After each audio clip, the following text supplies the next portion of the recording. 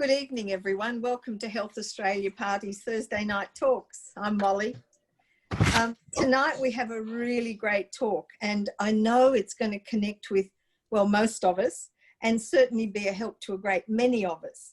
And I'm really pleased to be bringing it to you, particularly given the times that we're living in at the moment. Tonight I'm going to be talking with Anita Bentata. Anita has a bachelor degree from Monash Uni, specialising in human behaviour. She's an author. She's also a psychotherapist and has 25 years of experience. And she's specifically trained in trauma and abuse.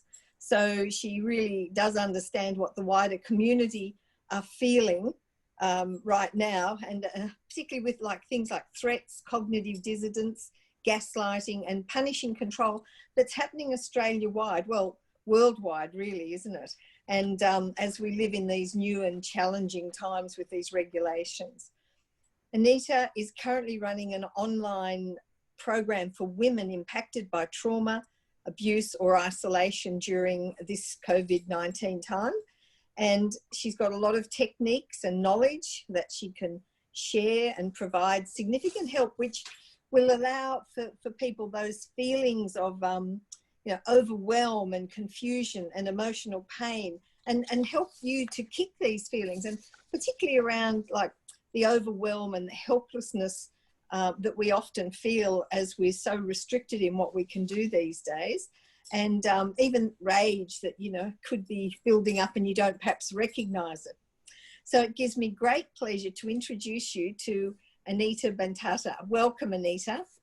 Thanks, Molly. It's great to have this opportunity to engage about an everyday experience that we're all having about overwhelm and helplessness. It's so important. And I think for me, I know it's something that's crept up on me because I've sort of cope mostly pretty well with things, but sometimes I suddenly feel myself going, oh my gosh, this is all too hard. And I must say, I've really not felt that much in my whole life. But I know for you have a very interesting background, and I wonder if you could tell us how you went from being in accounting to being a psychotherapist. Could we start with that, Anita? Absolutely. I grew up in a family before even the accounting where there was a lot of helplessness and overwhelm. And so I learnt a lot of ways of how do I need to be in the world to be okay and to keep the peace and not cause anything that might feel more overwhelming. And that led me into, I was working in accounts when I ended up leaving because I ended up leaving domestic violence with my 2 young children. And so then as soon as I escaped from the domestic violence, I went into therapy to make sure that would never happen again for me. For some reason, that was really clear that that's what I needed to do. And through that journey over a couple of years of therapy, individual and group therapy, I thought, I don't want to go back to accounts. I loved it, but I knew I had wanted to do something more, and I wanted to do something more with people, but I hadn't been sure what. And after going through my own personal journey, I changed careers. And so I went to uni, and I'd actually left school at 16. So it was a big deal going into uni, and after 3 years of my bachelor qualification, and I started working in the field, and because I knew what I needed as a client from a practitioner, I hadn't gone for psychology. I'd searched for a different qualification, but no qualification of the standard ones gives you what you need to work with trauma or abuse. So then I went and did a further 4 years qualifying on what had helped me recover from domestic violence and childhood trauma. So that was what led me to being in my own private practice. And I can't believe it's been 25 years now. Yeah, 25 years later, you surface.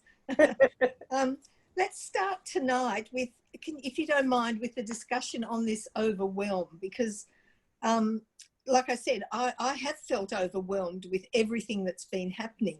And it's a bit of an alien feeling to me, really, because I sort of float through life a bit, and I think a lot of people do. We have our own little coping mechanisms, don't we? So can you describe like what happens to our body, our thoughts, our emotions when we do find ourselves in this state of overwhelm? When we feel that life is on top of us and we become overwhelmed and, well, just feel as though we're not really coping. Overwhelm is the experience where our system doesn't feel the skills, the safety, or the support to be able to integrate what's coming at us. And so when overwhelm equals trauma, it's not just the big things that you hear about in the news. It's any experience where our system can't integrate what's going on. And what our system does with the overwhelm is automatically when our system registers overwhelm, our system has to disconnect from the input when our system doesn't know how to be with it. And that sets up the stress response in our system where it mobilizes blood to go to different parts of the brain and different parts of the body. And hormones get activated, different hormones are activated, and our system is more laser focused on the detail of something rather than being with the whole of what's going on. We lose contact with our frontal cortex where we process and we can think about our feelings and feel about our thinking. We're in more urgent, faster mode, more emergency mode. And you can see that in social media posts because people are far more, the dials up far higher on their reactivity, and they're wanting everybody to kind of be quiet in a sense so it doesn't trigger their own stuff. So everyone's wanting to shut everybody else down because of that state of overwhelm when they don't have the mind-body skills to be able to process what is happening. It's fascinating, the changes in the body, isn't it? Just when you feel overwhelmed, because for me, I wouldn't have linked it to a trauma as such. I would have just thought, oh yeah, well, I feel a bit overwhelmed and what do I do to feel different? But interesting that it is linked to well, it's a traumatic experience. Yeah. Yes. That makes sense. Yeah. So when that overwhelm happens and the nerve fibers between the left and the right hemisphere, the corpus callosum, the less of them are connecting and talking to each other. And so we might get muddled, we might get forgetful, we might have foggy thinking, we might get things mixed up. Energy can feel really hard. We can feel really lethargic. The things that might energize us make us feel tired. Everything has more effort. And I think of it as it's a wonderful thing that our brain is doing. Our brain is never broken. It's always doing the perfect thing. It's just that we live in a society that is so misunderstands trauma so much that we go into an accumulation, and what is normal is we're managing a lot of stress, and so we might have some overwhelm, and then we keep accumulating and minimizing. We minimize how much we're affected a lot of the time, and we maximize how much we think we're coping. And often then when we're out of something, we can realize more about the reality, about how significant it was. But the beautiful thing about the disconnect is it's only meant to be a temporary thing. It's meant to be till we can get to a place of resources, support, safety, skills to be able to then go back to what overwhelmed us and integrate it. But we're in a society that values the thinking function so much that we just think, I'll keep on going, it's over now, or we'll do some rational thing about it. And we don't realize that the body carries what the mind can't integrate, and it accumulates, and the body carries the unconscious and all of what our mind can't be with. And so we get triggered, then something else comes up for us because we haven't been, we just need to come back to that overwhelm with skills and support, and then we can process it. And a traumatic experience doesn't have to create trauma. Trauma is only because it's not addressed in our system. So it manifests physically in our body, and do we hold it in our body somewhere? Is that cells carry memory? Yeah. And so absolutely, the mind is focused on what we are comfortable to be with, and anything that our mind has a conflict with goes into the unconscious. And if you think of the body carries memory in the thought of, if you haven't ridden a bicycle for years, you could probably know, you don't have to think about how to ride a bike, your body will remember. Yeah, the body carries so much memory. And yes, depending on our life story, we'll carry it differently in our mind-body system. Okay, it's interesting, isn't it? Oh, the mind and the body. Well, the mind, I guess we haven't explored a great deal of it really in our world, but it's quite well, it's staggering what the human being is capable of in our mind, in our emotions, and our, I think humans have a lot of power. I call it power for want of a different word, but our intention is quite a powerful thing. And we can, like you say, and I think I would be guilty of this in saying, well, you know, I've got this and what can I do to get out of it? So I go ahead and try and do something to get myself out of feeling this overwhelm, instead of perhaps sitting back and managing the feelings as they come up. Yes, I use the metaphor that when we're walking along, if we've got a stone in our shoe, we tend to bend down and take the stone out, yeah? And we do that we're more likely to do that on a physical level in our life. But when we have a stone in our mind or our heart, you know, mentally or emotionally, we tend to just endure it and be quite passive rather than engaging with it and transforming it. It just means that our neural pathways, when we go into overwhelm, the neural pathways got interrupted.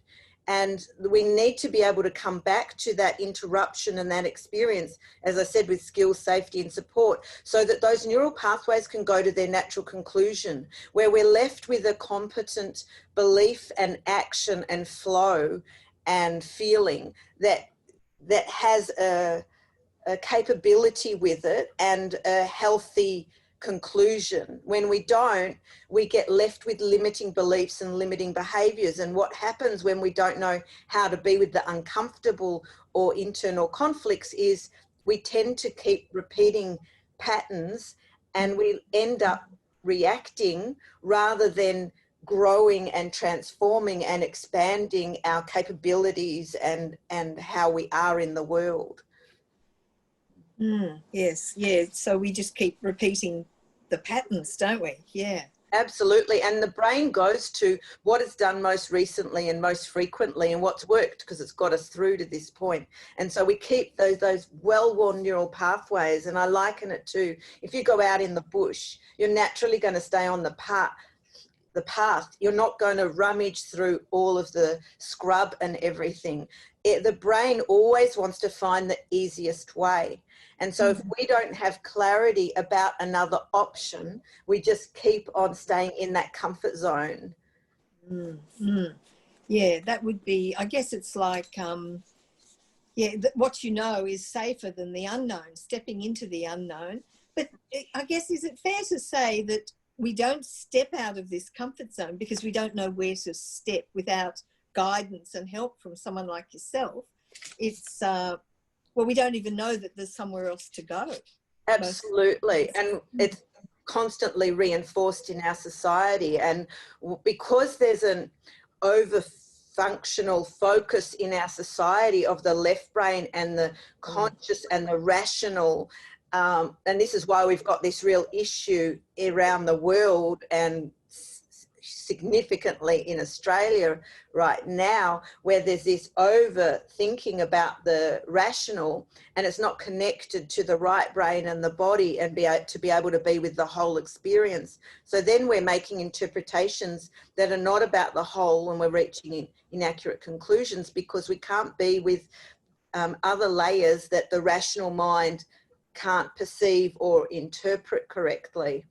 And the really important thing for me that goes with that is to recognize that it's not logic or insight that changes neural pathways. It's feelings that change neural pathways. If you think about, I should go to bed earlier or eat this or exercise more, our logic about what is good for us doesn't inspire us, to motivate us to take the action. It's either pleasure or pain. Feelings creates neural pathways, and feelings creates change. But when we're in high states of overwhelmed feelings, we go into those involuntary responses in our stress pattern if we don't have access to how to relate and engage with them and take them to that productive place that they need to go to.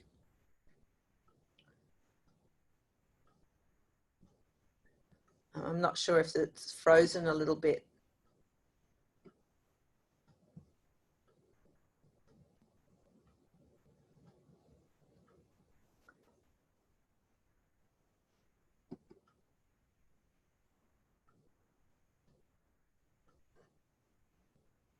So I'm not sure if you can hear me if I keep speaking, but the other thing I guess I'd want to add is that when we have that connection in the brain and the connection to our feelings and our body, then we can feel that flow into our instinct and be able to take action from our instinct.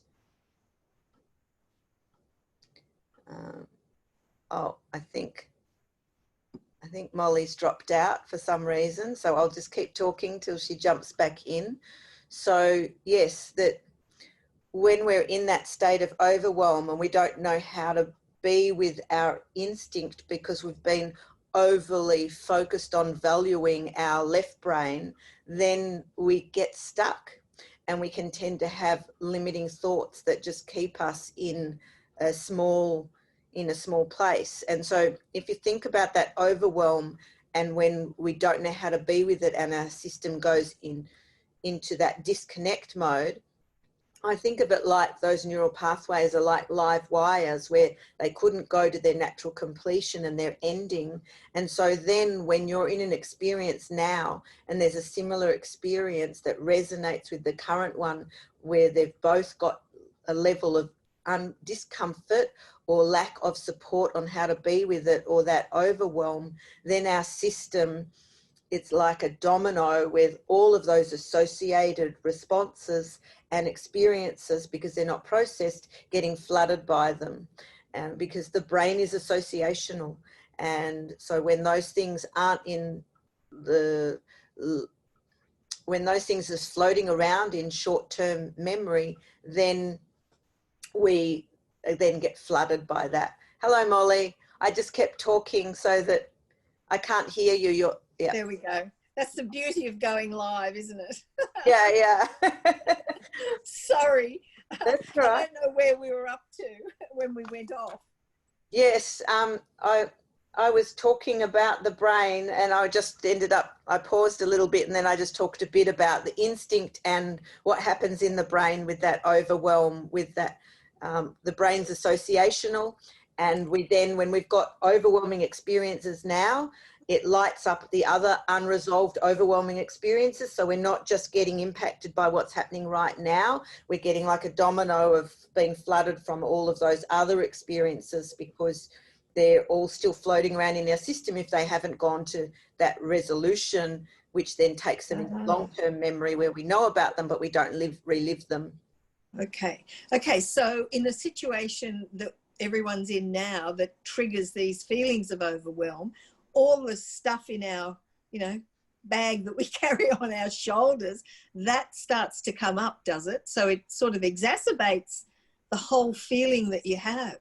Yes. So yeah, very interesting. If you've had experiences of being unsupported, feeling alone, or fear of abandonment, and that can hit on childhood things that you might not even realize that you would consider trauma. Because as a child, if something's happened to you and it happened to you before you were developmentally able to integrate the overwhelm of it, then you've got a bodily experience of it. And because the brain hasn't finished developing, you might not have the words and the pictures and the meaning all linked up, but you've got the feeling and the body cellular memory of it. And so there's those experiences with the, when something happens too soon or for too long, it creates a trauma developmentally in us. or adult experiences when we've felt unsupported, or we've felt bullied, we've felt helpless, we've felt, you know, like so many of us have had experiences at different points, whether it's kids at school or bosses or colleagues or partners. So that experience of helplessness and overwhelm can be tapped into, and yeah. Yeah, it's incredibly complex, the mind, isn't it? So would where I wanted to go was talking about the feelings of overwhelm, and that we're stuck with them, obviously, and all our past stuff. And certainly, I guess a lot of people would be struggling with it. So what the overwhelm or the stress response, does this lead into things like anxiety, maybe panic attacks even, depression? Where does it sort of run its course to if it's not dealt with? Yeah. We're meant to be activated by our feelings, and that mobilizes us into our instinctual behaviors that match the feelings, that resonate with it. But when we're in overwhelm, that gets interrupted. And so, and I'm happy to later, after here, I can put a picture in what I'm going to describe right now in the post. I can share a photo of a diagram of the defense triangle, because our system, when it's in overwhelm, goes into a defense mode. And in that defense mode, if you think of it like an upside down triangle, down the bottom is that natural activating instinctual responses. And when there's an anxiety in our system because we don't feel the support skills or safety to respond to it, the anxiety is signaling we're separate from our instinctual response, that there's a block to it. And so what happens with the anxiety is it's an inhibitor. It's there to inhibit our instinctual response, because we've received verbally or non-verbally some communication that it's not okay to feel or think what's going on for us, or we don't know how to be with the intensity of it. So then that anxiety is an inhibitor, and when we're left with anxiety unaddressed for a long period of time, it very often leads to depression. The thing with anxiety being an inhibitor is there's other inhibitors too: emotional pain, guilt, shame, aversive fear. And so that's fear that shuts us down, disgust, you know, they're all inhibitors. They're not activating instinctual responses. The instinctual responses down the bottom of the triangle, that what we are needing to tap into, you know, in this situation with what we're in, well, there's 8 human feeling activating responses. Yeah, they're in the family, and you might have one or a combination of them. But the 2 that I think are really relevant to right now, or there's a few more actually. Anger assertion, that we need a way to be with our anger so that it can feel effective, because right now our anger is meant to be there to assert our power and look after ourselves and protect us. But because of the directives, we're often, that leaves us feeling helpless, because what do I do with this anger, because I don't want to get fined or something else. Yeah. And so then the next one I go to in the instinctual responses is positive sense of self, where we've got self-soothing skills, self-compassion, self-esteem, self-confidence, but particularly in this instance, the self-soothing skills. So if we don't know how to be with that, then we feel more angry or we go into the anxiety and the emotional pain of the helplessness and the overwhelm and the aversive fear. So, and the other things that, like grief and loss, would be another one, because a lot of people are not able to connect to loved ones, and the connection to, we're social creatures and wanting to connect to each other. So when we feel that grief and loss, but then we go into the anxiety because we've got that helplessness and the overwhelm, and so then we feel like we're just swimming around in this grief or this anger or this because we don't know how to be with those self-soothing skills to be able to get to a more generative place in ourself. The other instinctual responses are like enjoyment, joy, which naturally gets affected right now, closeness, tenderness, which gets affected right now, sexual desire, and fear, terror. Now, this fear on the instinctual responses is fear that activates us to do something to make us feel secure, as opposed to the aversive fear on the anxiety pole, which shuts us down.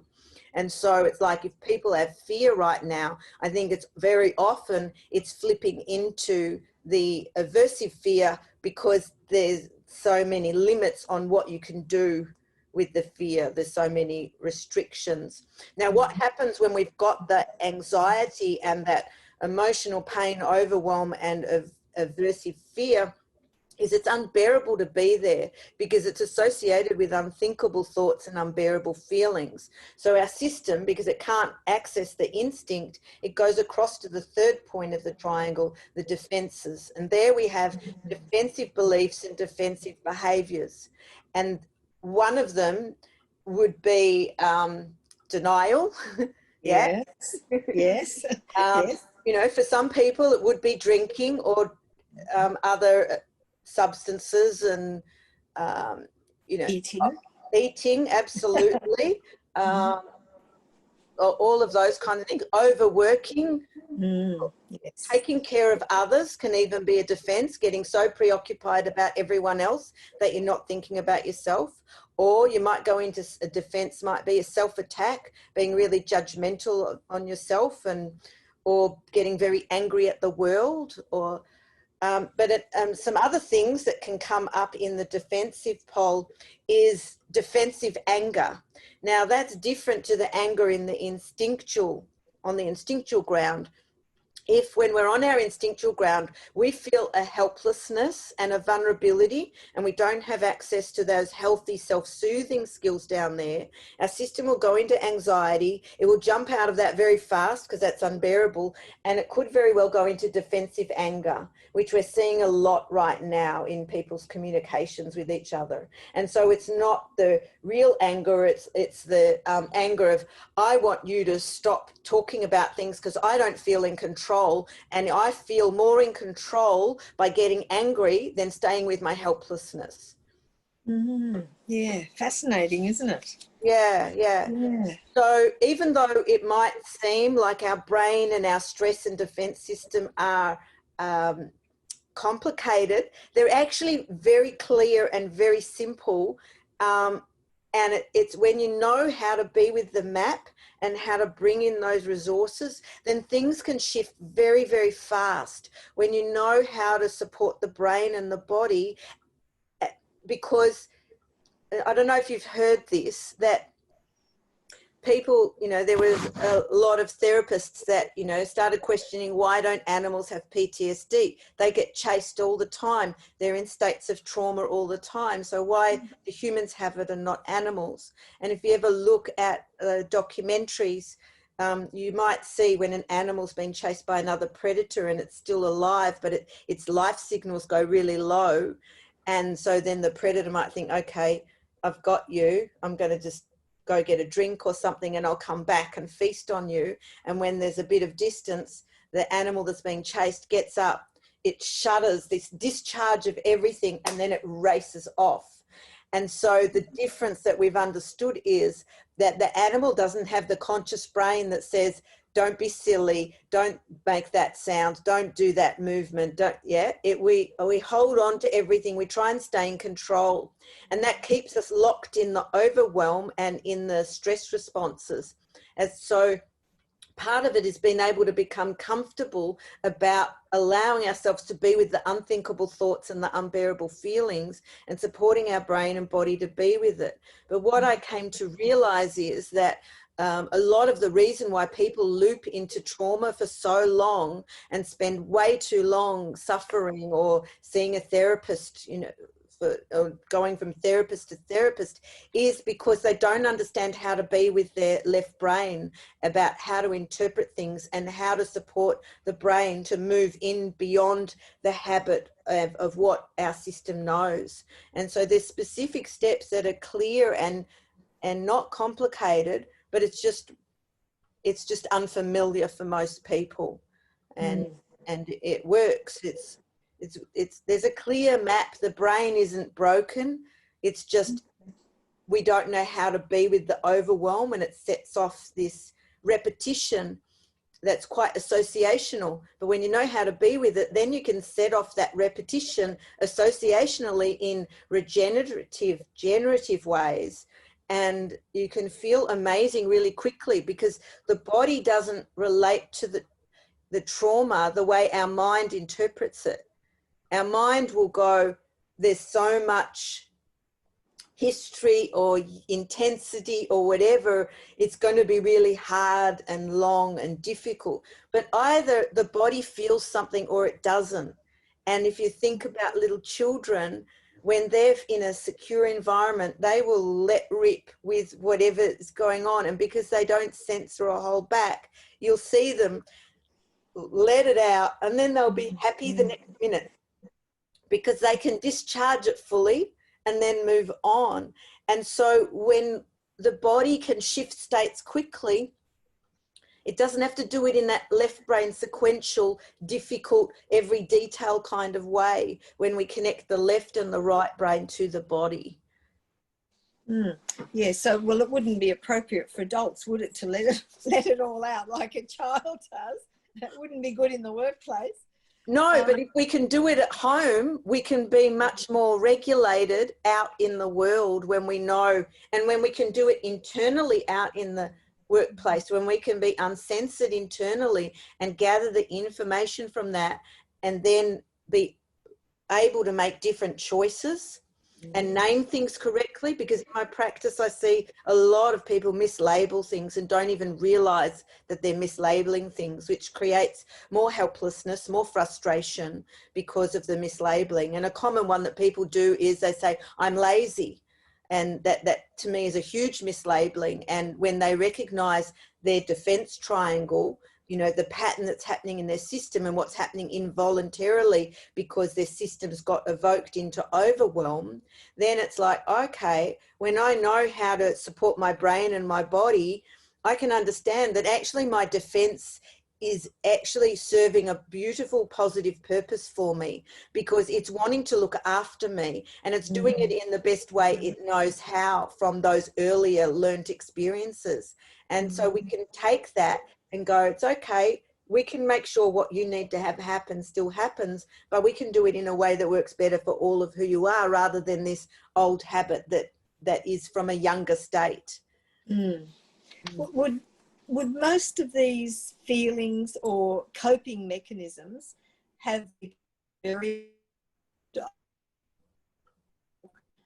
if you're under 7, you can, under 7 is, you're like a sponge. So everything you see or experience, you just absorb. And you obviously have no mechanisms to make a value judgment on anything that you've seen or heard or experienced. So is it fair to say that a lot of this stuff actually comes from those very formative years where we have absolutely no control or ability to deal with anything? I mean, it could be quite innocent, but it's how we perceive it, isn't it? How we take it on board. Yeah, absolutely. Those first roughly 7 years, we're in a different brain state, a hypnagogic state. So the words that are said to us are so powerful, and they get right in, and we don't have that differentiation between what's ours and what's not ours. And we're picking up things in the unconscious as well as the conscious. And because we live in a society that's so conscious focused and doesn't know how to engage with our non-physical aspects, which is our unconscious, but also our energy, without energy, we're not here. But energy became over the years like a woo-woo thing, but it's like without energy, we don't exist. Yeah. And so attuning and listening and trusting our energy, as well as how to connect between our conscious and our unconscious when we don't have a society and modeling. I don't think it's just the first 7 years, I think absolutely are very significant. But I think when we have a society that continues to overvalue the left brain and not be with the right brain and the unconscious and the energy system and the body, then it gets reinforced. And we have structures within the society that I think are breaking down right now because they're not functional. They had to break down. And the way that's school true, is isn't run, it? yeah, the way school is run, the way the power dynamic, that's how our society runs. For me, in working with domestic violence, I was, you know, we've done so much awareness raising in the community, especially since Luke Batty was murdered.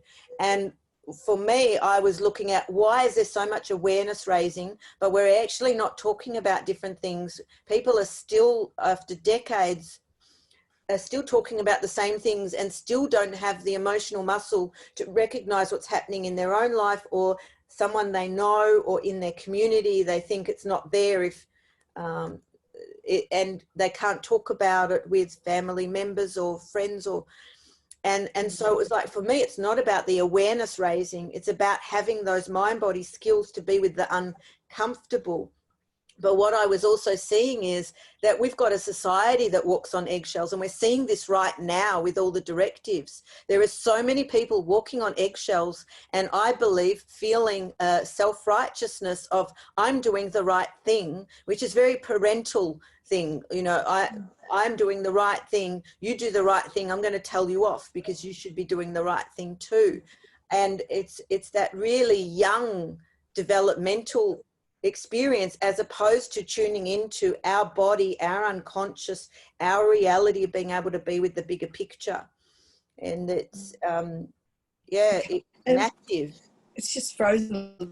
But I just asked intuition fit into all of this, being a right-brained feeling or experience, our intuition. Where does that sort of this picture? Sorry, because the audio was a bit jumpy. I just want to make sure I'm understanding you. So because I'm suggesting that we live in a world that's very left brain, and how do we get the right brain into the picture? Is that what you were saying? You've frozen again, so I'm not sure.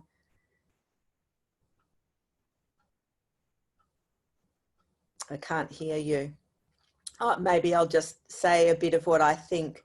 Because we live in a world that's very left-brained and very disconnected from the body and the right brain, we make inaccurate conclusions. And so I think, as I was saying, society is a reflection of what happens behind closed doors in domestic violence. I think we have the same pattern happening outside of domestic violence as we do in domestic violence. And so we've got this difficulty about being with our own power and this bestowing of power on other people and this denial and accommodating. One of the things about being the human species is we've survived because we're so good at adapting. And so we keep adapting and adapting and don't realize that we've actually moved so far away from being integrated with our whole self. And so then there's an allowing of structures within society that are really unhealthy. So it had to break down from my perspective. And so what I understand Molly was asking me was, how do we be with the right brain in the world and incorporate both? So then for me, if I use a specific example, if I think, because I went through court for about 7 years, and he ended up just getting the typical rights of any father, even though he was highly abusive to not only myself, but to the children. And so they had a lot of trauma. But because the judge was saying, it was like my word against his word, against my ex-partner's word. And because everything happened behind closed doors, when you focus just on the left brain, then you can't trust something else. But when you be with the right brain as well, then you can know that there's more going on. You can sense there's more going on. You can tap into more than the physical things about what you see or what you hear. But you can tap into more about, because we all have an unconscious, and there's a personal unconscious and there's a collective unconscious, and we can tap into more when we're connected to ourselves and the whole of who we are. So then you'd be able to pick up certain things of information to do with other people. I pick things up when I first meet someone for a session, you know, sometimes it's before they come into the room, or sometimes it's as I open the door to them, then I'm picking things up because I'm engaged and listening to my right and left brain, because I'm engaged and listening to my conscious and my unconscious. So I'm getting information beyond what my left brain says, and so I can know more things. And so if we had a society where we were comfortable, we'd need to be more connected to resolving our trauma, so that we don't have those filters that block us from being with our body and our unconscious. And so then you can know more. Like, I can pick up things when I'm working with someone, and that is a typical quality that we can all have. The same as when my daughter was pregnant, and she called me one day because she was overdue to have her first child, and said, "Mum, can you help me work out what this unconscious block is? Because I really want to get this baby out." And so, you know, I drove over to her house. We did some work. We shifted the unconscious block. And then I said to her, "Do you want me to go back home, or will I wait?" And she said, "No, go back home. I'll call you." And I was thinking, oh, that means I've got to drive an hour. So I started driving an hour back home. And then about halfway home, I felt as if I was going into labor. Now, I was not pregnant. It was my daughter. But because I'm connected to my left, my right brain and my body, and I can pick up certain things. And so then when we're in a society that can be with our trauma so it doesn't filter things, then we can be with the left, the right brain, the unconscious, and pick up more layers about what's going on. So then I rang my daughter and I said, "Your labor pains have started, haven't they?" And she said, "Yes." So it's like, so when you were asking before we got cut off again about how do we bring in the right brain, yeah, in this society, I gave the example with regards to domestic violence and going through the court system, where when the court system only focuses on the left brain, it's only the facts as to right now. Or if we look at the what's happening right now in the world, there's a lot of opinions and research that are manipulated to suit the people that are funding that research or whatever. And so if we just read the words via the left brain, and we don't feel, you know, a questioning to explore more, we're not incorporating the right brain. The feelings can allow us to explore more, question more, go deeper, and be okay with being with the uncomfortable feelings, so that we can step into the unknown. Because accessing the right brain allows us to access the unknown. The conscious is the left brain. The right brain is the body, the unconscious feelings, those things. So then we can tap into knowing more through the unconscious. Because one of the other things I was saying, which I don't know if you heard when you dropped out, was that we're conscious beings, but we've also all got an unconscious, and there's a collective unconscious. And we see aspects of that where sometimes there's an invention on one side of the world, and at the same time there is a very similar invention on the other side of the world. There is this collective unconscious, and even there's institutes like the Heart Math Institute that looks at how we connect on that level beyond the left brain. We've got this brain in our heart and a brain in our stomach, and when we tap into those levels of knowing the information in our whole mind body system, then we can know more than what the left brain interprets as. And so then if I was going in court in that kind of in my situation, then I wouldn't get the outcome I got back then, where it was like my word against his, because it was all behind closed doors, and there'd be a bigger picture of going on. Because I was thinking about it the other day when I was explaining something to someone where, you know, I had so many people, counselors, school teachers, family members, so many people did affidavits all about my children's distressing behaviour, and me writing as a mother about the things that my children said and the behaviours, and when contact was stopped temporarily, how the behaviours changed. But none of that was valued, because the court system is left brain focused and just wants some black and white proof. And that's why we've got this dynamic, I think, that people are stuck in society right now, because unless people see it, they don't believe it. But True. one of the ways out of being in overwhelm is to see what you want to see now before the believing of it, to support your system to move through what your left brain can't conceive beyond. Because when your left brain gets stuck, then we can get in this loop. And so it's like being able to tap into the right brain and to be able to go beyond it is really powerful. And I don't know if you've read the book by Viktor Frankl, A Man's Search for Meaning. And he was a Jewish psychiatrist who was in a concentration camp in World War II, and he was separated from his wife. And, you know, being a psychiatrist, he was looking at everybody and noticing how some people maintained their humanity and some people became like animals. And he was just studying it, and you know, it was excruciating, you know, what he was going through. And he talks about you know, walking through the snow, and if you fell down, there was a chance you'd be beaten to death. So you didn't want to fall down, but you were starving and you were in the snow and utterly freezing and not dressed warm enough. And so, you know, you were very, very weak. And he remembers nearly falling one time, and he knew that if he stayed down, or he did fall, if he stayed down, he would die. And so he started thinking about his wife and his love for her and feeling the warmth of the love. And he started feeling so warm and stronger by connecting to her that he could get up, and he got through the war and he survived.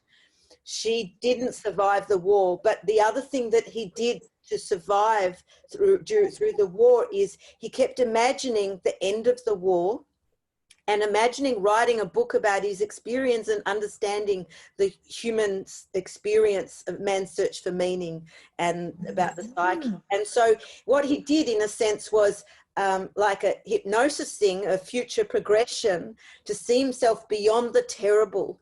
And by being able to connect beyond the terrible and be involved with that, with feelings and with, you know, involving as much as you can, then your system can not get stuck in that overwhelm. So that's one way of, you know, of course there's other things that you can do, but on this platform, I just think that's a really valuable thing. Like, the more people can imagine what you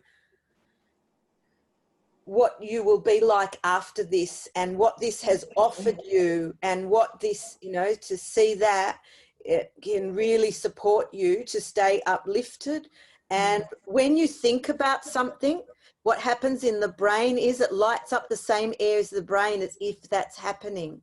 And so if you keep thinking about the helplessness or whatever, you keep re-traumatizing and reliving it. And if you can say to yourself right now, I know what this feels like. So you're not denying it, you're not minimizing it, but you're saying, I know what this feels like. I don't want to feel this right now because my life in this present moment is important to me, and I want to feel better. And one of the things I guess I came to from my journey is I didn't want my ex to control my happiness because he was doing the revenge of the court stuff. So it was like, it became really strong for me as I'm going to feel free in myself no matter what you do. And so this is a wonderful opportunity for us right now to, how do we can stay in contact with our freedom, and how do we stay in contact with, well, this might be happening right now and I might feel some helplessness.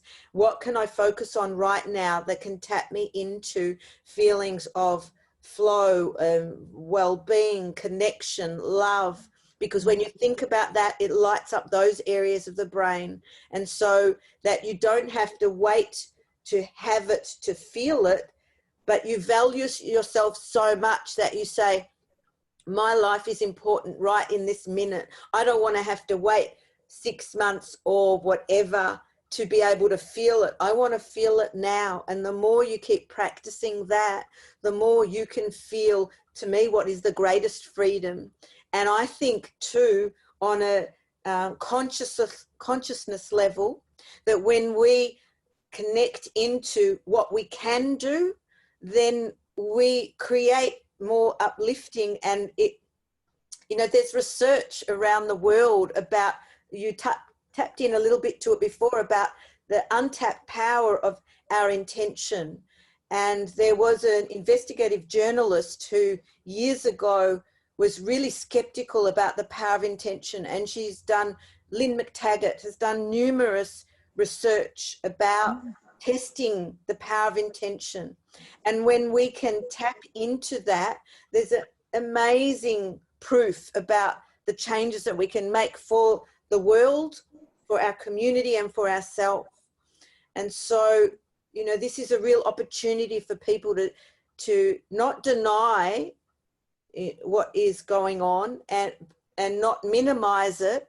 Like, even because we know when we think about something, it lights up the same areas of the brain as if we're doing it. So it's like, go for imagining murdering whoever you want, and no one's in jail for imagining it. Yeah. Yeah, but we're not talking about putting any steps in place. Yeah, but it's like what the child does when they play out that, you know, that thing that with their dolls and they kill someone or something. It's like, if we can let that anger have a discharge in a constructive way, without harm to ourselves or anyone else, and then we can go, okay, I don't want that the government controls my level of well-being in this moment. I want to take charge of that. And it might be more difficult in this first moment, but I know that if I keep thinking about it, it can only get better and better, because the more you focus on something, we know it in the negative, the more we focus on helplessness and rage, the more we feel it. And so the more we go, well, okay, if it's that simple, yeah, if I can keep focusing on the things that feel good and do like Viktor Frankl, that, you know, go future progression and go, imagine how am I living when I've been enabled to grow through this experience, been able to inhabit more of myself, because we've got an opportunity when we're not distracted by work and outer things to be able to tap into having our energy motivated from being who we are. Because I think a lot of people are feeling quite down because their structure has been taken away from them, and they don't know how to be structured by their own life energy and their own feeling of being. And we're used to being shaped by school, by work, by relationships, and we feel lost because we don't know how to be shaped by our own energy. And so when we've got helplessness and overwhelm, we then fall in a bit of a loop because we don't know how to be shaped by that desire to want good things for ourselves, because we're used to going along in that way that society says this is what you do. You know, you get a job, you have a relationship, you have kids or whatever, and it's an opportunity to be able to tap into who am I when I don't have to be doing something? Who am I in my being, and how do I look after my being so it stays uplifted no matter what's going on around me? Yeah, that's really lovely. That's lovely. So I think positive thoughts in the sense of projecting yourself into your future that you want to create, because we are powerful creators, aren't we? Yes. The thing is with positive thoughts, as I said, it's not about denying the other. So it's like you can say, I feel helpless and angry, and I know that feeling helpless and angry is just going to make me feel worse and feel more frustrated and helpless. And I know I want to feel better. So I'm going to think of a better feeling thought that doesn't deny that, but takes me. So what I'm doing with each sentence that I'm saying is I'm starting with where I am. I'm moving one statement towards a better feeling rather than looping to the other. And then it's like, what's the next statement I can feel? What's the next? And it's not about I am happy and all is well, because our system can't digest that because it's not true. But it's about going, the way I find that's useful is about going into, and it's a new way of connecting to the positive of, I love feeling free and full in my sense of purpose. And it's not about I've got to feel that right now, but just connect to the times in your life when you've felt that. Yeah. And then automatically when you start thinking about that, it lights up those areas of the brain, but you haven't had to use willpower to get yourself there. Yeah. So you just go to then, well, I don't want to keep feeling that helplessness and frustration because it makes my day feel awful, and I don't want to feel awful. So what can I think about right now that uplifts me? It might be about a tree or someone you love, or your spiritual beliefs, or an activity that you like doing that you feel a sense of capability in when you do it. And so you focus on, what do I love about that? You're not trying to convince yourself to be in it, but you're just going to, what do I love about that person, that activity, whatever. And as soon as you do that and you connect into the experience of it, you're there without trying to get there through willpower, or denying and convincing yourself. And then you can feel, this feels better. I like feeling like this. But for me, I think part of what helps to feeling better is to consider, what are your spiritual beliefs? Because if we just believe in the self, but our self has been denied a lot of power, or we believe in our government and then our government is misusing power, then what are we left with? I think a lot of people are overwhelmed because they're disconnected from what spiritual belief, whatever it is, that can allow them to believe in something greater than the powers of the government, greater than the powers of what they can do in this present moment, and to be able to tap into that, to be able to get that support, to be able to have more comfort and more faith that everything will work out. Okay, so you're not specifically saying religions, it's that spiritual connection to the universe, to the whole. Yes, I'm not talking about religion, because I think there's a lot of man-made power things within all of the religions that are create a lot of mixed messages. And it's not that I'm saying anybody should not be religious. If that's what uplifts them, that absolutely, that's their journey. But what I'm talking about now, religion is to me separate from spirituality. Yes. You could be religious and not necessarily be spiritual. You can be spiritual and not necessarily religious. So what I'm talking about spiritual is your personal connection to that which is greater than, whatever you would call it. Some people might call it God, some people might call it the universe, nature, whatever it is that you could, creative life energy. Yeah. So yeah, I'm not religious. Well, this is a great opportunity, isn't it? If we look at that, the opportunity of the times that we're in, so that we can come back to ourselves and really look at who we are and what we love with life, because life is definitely a gift and we're here for a short time. It goes quick. But yeah, come home to ourselves. Absolutely. And it's like, you know, I'm not an expert in history, but it's like, if I think of, in the evolution of mankind, there's times when there's been like the dark ages, and you know, that's the opportunity to tap into something deep within us that we haven't found, and that brings something amazing. Same as when I escaped domestic violence, I felt like I was in the darkest place and I'd reached this rock bottom, but it was like this rock bottom allowed me to actually wake up to reality and be able to tap into my power. And so we've got this incredible power. So don't let the government or what's happening in the world define and restrict your connection to the untapped potential that you each have right now, to connect to a power that's greater than Dan Andrews, that's greater than Scott Morrison and all the other politicians. It is amazing what can unfold when you explore your connection to that which is greater than, and tap into that power. And what I suggest when people are skeptical is experiment. Don't force yourself to believe something, but then also don't deny yourself the opportunity to discover something more than what you might already know. And so, you know, I always say to people, I invite you to experiment, find out what happens, so that it's not your left brain telling you, or it's not me telling you. What's most meaningful is you to do some experiments so that you can get that feedback yourself. That's the most powerful thing. Yeah, because yeah, when you discover things for yourself, they resonate, I think, more deeply than someone just telling you something. Absolutely. Yeah. Well, that's really great information. Thank you. Yeah, and I guess acknowledging how you feel, the truth of how you feel.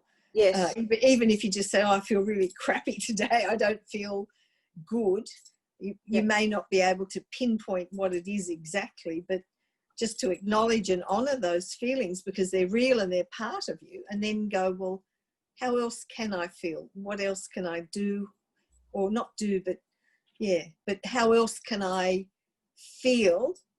Think of something happy, something that you loved, that brings you out of those despairing feelings. Yes. If I give a metaphor before I know time's going on, if this flask represents the overwhelm, and initially when we're with the overwhelm, our system says, I've got to disconnect from that. I'm going to act like it's not there because it's too uncomfortable and unbearable to be with. And if my flask is there and I'm acting like it's not there, I'm going to trip over it and spill it. And that's what happens with the uncomfortable feelings. Okay. Yeah. But it's disconnected because we didn't know how to be with it.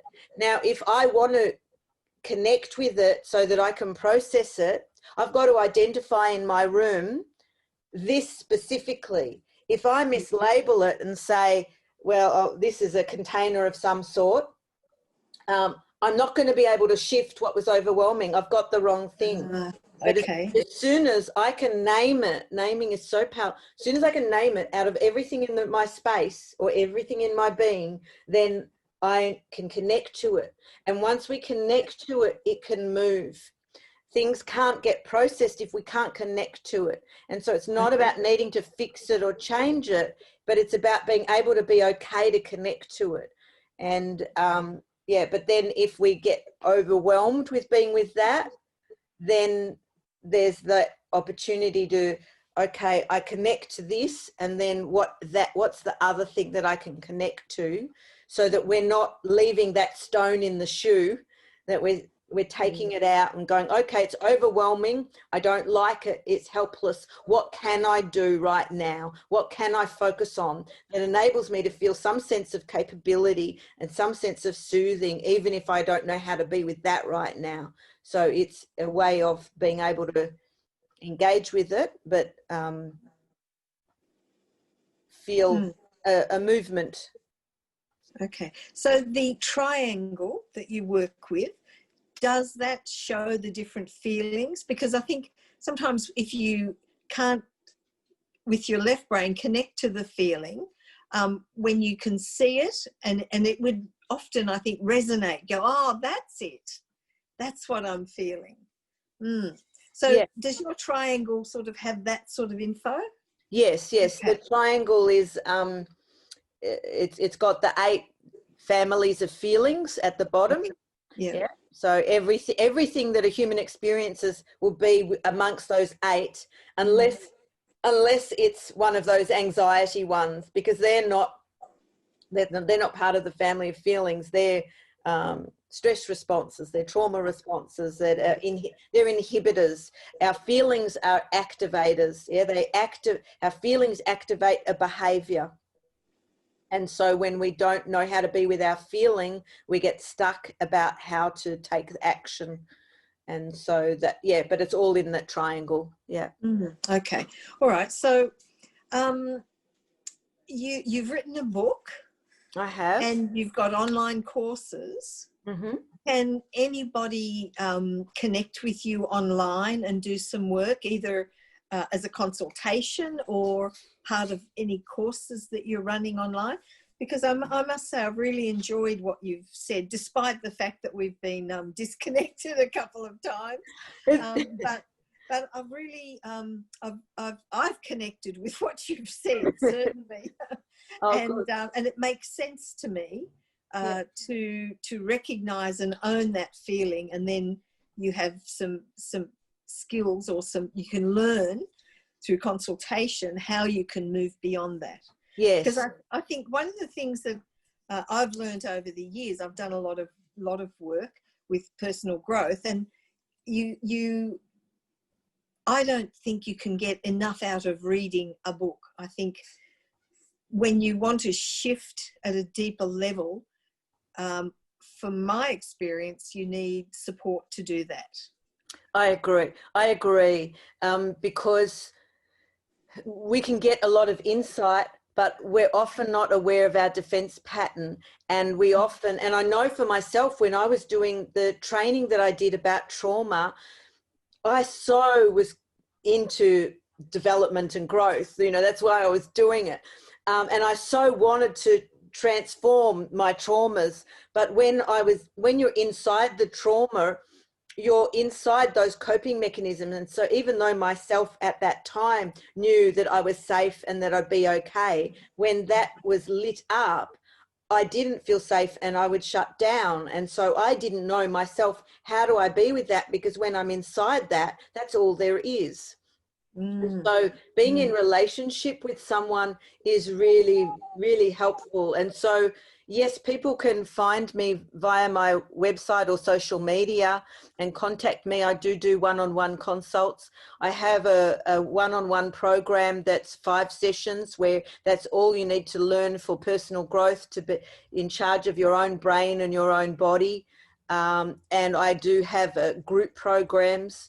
As I think you mentioned in the introduction, my Empower program is a program for women, and with, you know, it's not necessarily for trauma or for abuse, you know, from any range of stress or trauma in your life. These are the life skills I think everybody should benefit. I think we should have been taught this growing up organically as we grow up.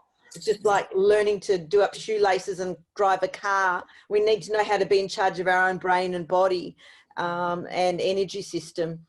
And so, yes, I've got the government-funded program from the Victorian Multicultural Commission. We're in the 7th week now, so we don't finish now till November, but I'm really aware that there's a lot of people struggling, and so I am open to talking to women to jump in on the 7th week now if they want to, rather than wait for the next round of the program. I've got a way of, because I work from the feminine principle, see the left brain, which is very masculine principle, which is nothing wrong with the masculine principle, but when it's not connected to the feminine principle, it makes inaccurate conclusions. And so we need the marriage between the two, and we've all got masculine and feminine principles within each of us. And so what I say to the women in my program is that the masculine principle would say, you've got to do the course sequentially. You've got to fit into doing it and cramming and catching up if you've had a lot of trauma or stress. And, you know, that's the only way you can do it. And what I say to the women is, no, I work from the feminine principle, which is flexible, which is inclusive, which is responsive to you. So it can revolve around what you need rather than you trying to fit into something else. I think society would work better.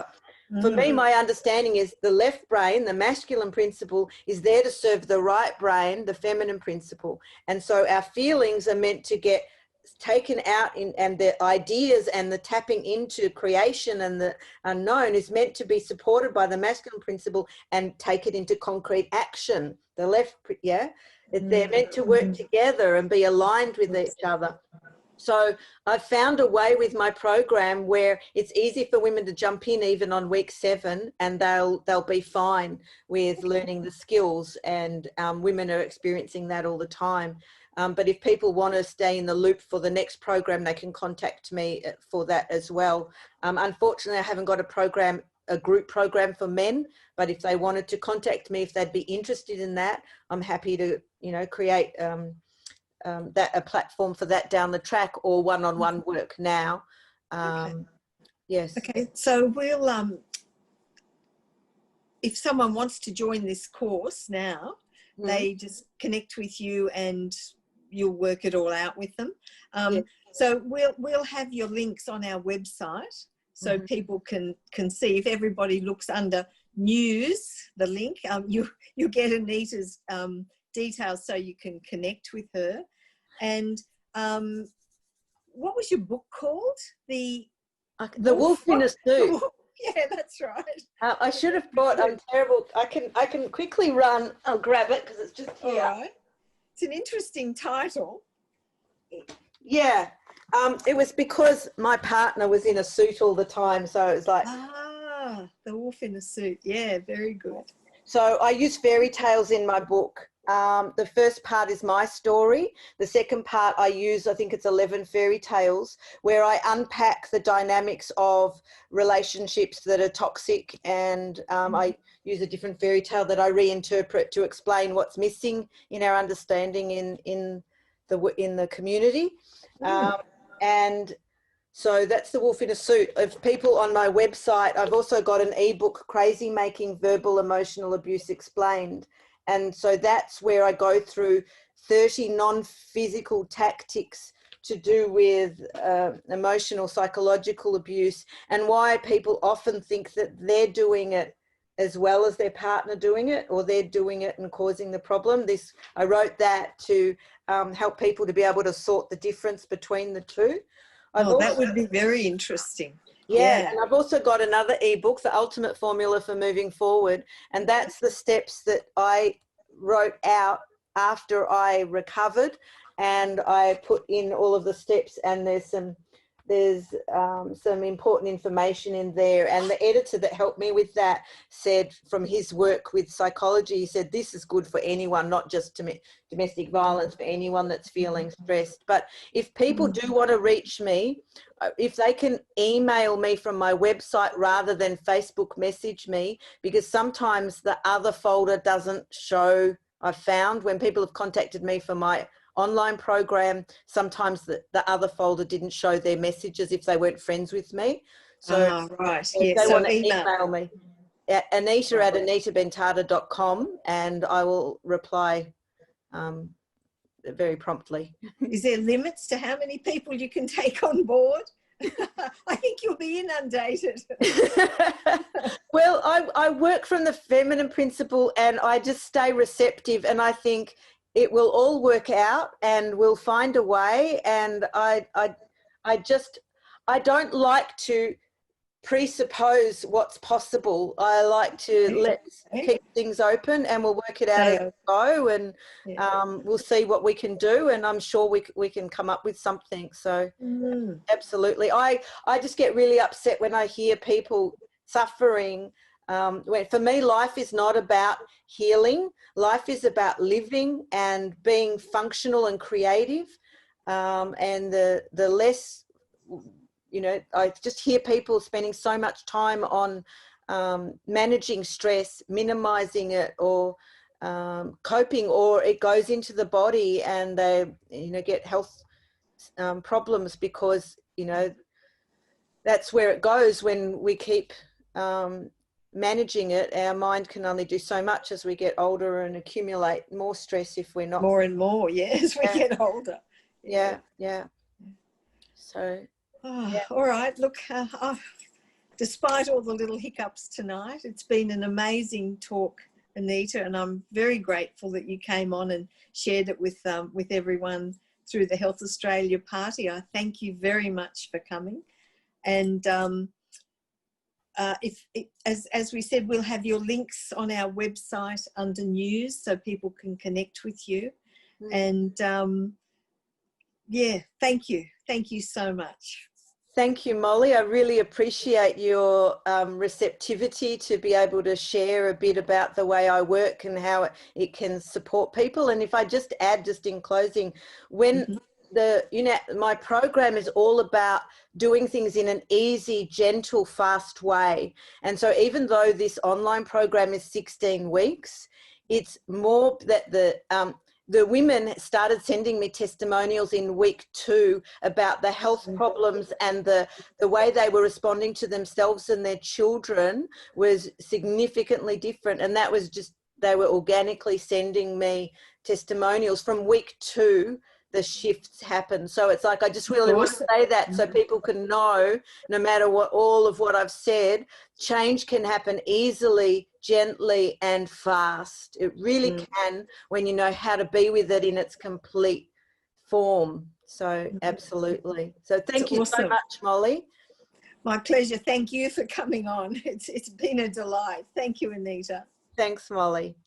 Good night. Good night, everybody. Thank you for joining us. I hope you've gotten as much out of tonight's talk as I most certainly have. Good night.